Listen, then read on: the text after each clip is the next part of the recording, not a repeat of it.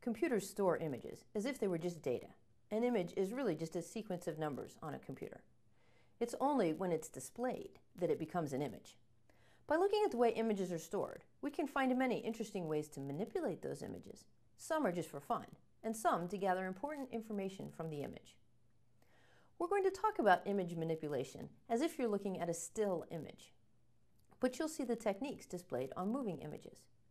A moving image is just a sequence of still images, which we call frames, played quickly enough that your eyes make the connection from one to the next. The movement that you perceive doesn't really exist. It's just the changes from one frame to the next. Therefore, the techniques that we talk about can be applied to each individual frame as a still image. And as you see those frames played back, you see movement.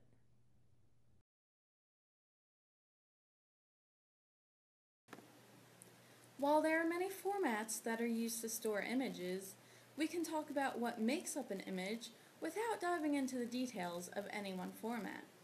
In general, images are made up of pixels. A pixel is one dot of the image. Look at the eyes of the cat in this image. You see the smooth color changes between green and black. However, if we look more closely, we can see that the image is really made up of dots of various colors. As another example, compare the green shirt between the two pictures. In the first, it looks like a wrinkled green shirt, but in the second, we can see many more of the pixels that make it up. We store images by storing these individual dots.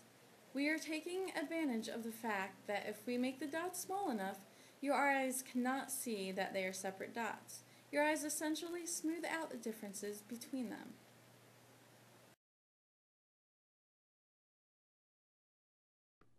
When people think of color, we think of the hue, the raw color, its saturation, which is how rich the color is, and its brightness. While computers could store it that way, the displays that we have traditionally used do not use those values to describe color. Instead, the color in each pixel is defined by how much red, green, and blue it contains. Early displays actually had 3 dots per pixel, one for each of red, green, and blue, and were therefore called RGB displays.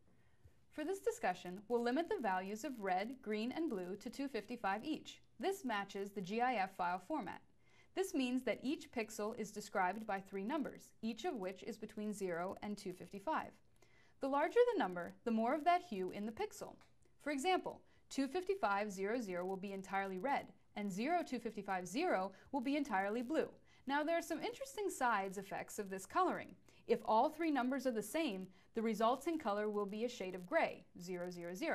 Means we have no red, no blue, and no green, no light at all, so the color will be black. Similarly, 255, 255, 255 means we have maxed out all 3 colors, and the result will be white. Remember, white light is made up of all the colors.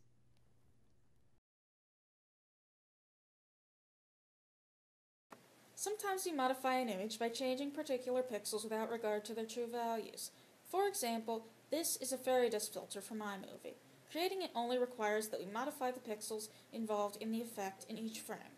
Essentially, we just wipe out the pixels of the original image and overwrite them with the pixels of the fairy dust.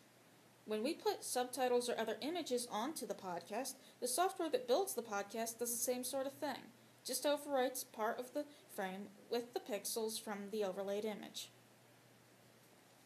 As another example, we can age this film by changing some of the pixels to be grayscale instead of color. The snow throughout the image is made by changing random pixels, while the lines are made by changing most of the pixels in a column to black. Remember, grayscale just means that the red, green, and blue values are the same. Not all of the modified pixels are the same shade of gray. In addition to picking random pixels, we pick a random RGB value for each pixel we're going to change so that all of the snow doesn't look the same. Similarly, by adding vertical lines of white which move down the image from frame to frame, we get this rain effect. And in this effect, different densities of white pixels moving across the screen from frame to frame give the appearance of fog.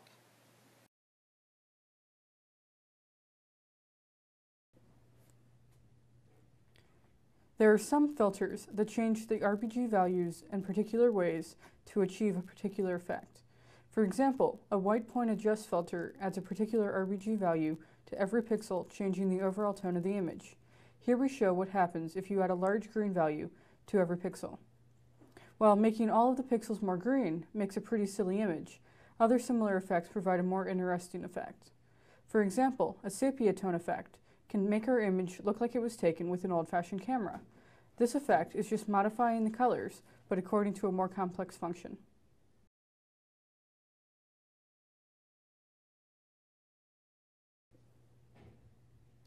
Some effects use more than one pixel at a time in their computation of the modified image.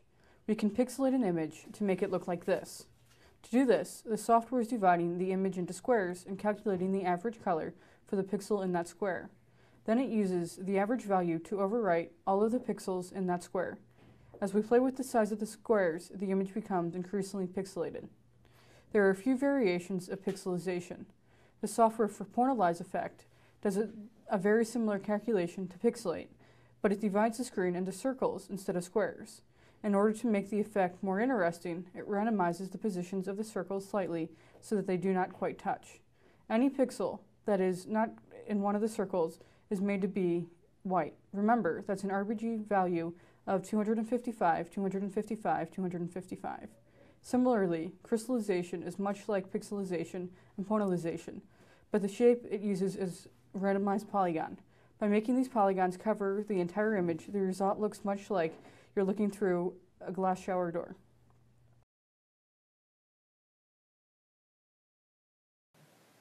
Here's an interesting effect. Notice that the software has found the edges in the image. To do this, the software is looking for neighboring pixels whose RGB values are very different. Those regions are replaced with white, and regions where the pixels are similar to their neighbors are replaced with black. The result highlights the edges in the image. Notice that my face and background also have small spots of white. This is because there are some shadows and color changes in those areas. However, the main edges become white lines. Detecting those white lines would help the computer find the edges in the image.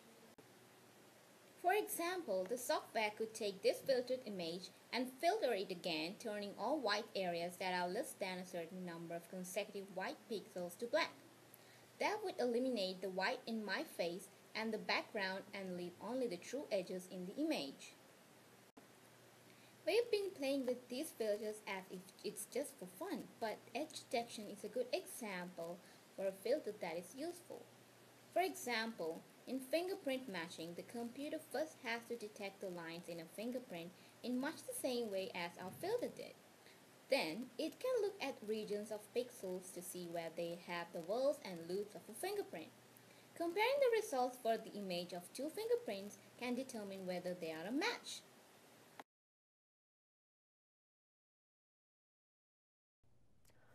All of this leads to one of my favorite applications of these techniques, the first down line on NFL football games.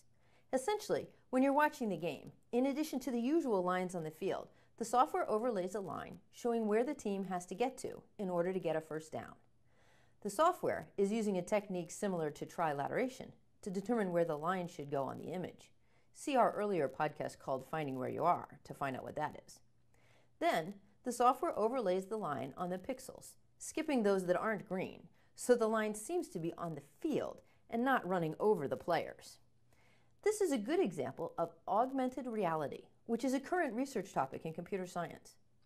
We envision a time when you could wear a heads-up display, which is essentially a pair of glasses that can overlay images on whatever you're looking at. The software could put all kinds of helpful information in a way that makes it look like it's part of the world. For example, instead of having your GPS system say, "Turn right in 2 seconds," it could lay arrows on the road showing which way to go. It could put house numbers or names of stores on the buildings. Or, when you aren't driving, it could display things like your schedule for the day or your email without requiring you to even have a PDA in your hand.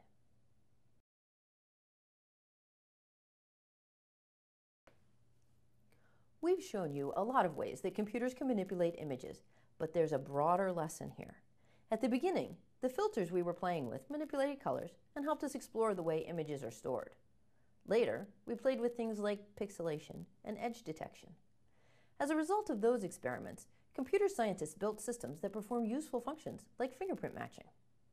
Often in computer science, we play with the technology, not really sure about how a technique will be applied to a real problem.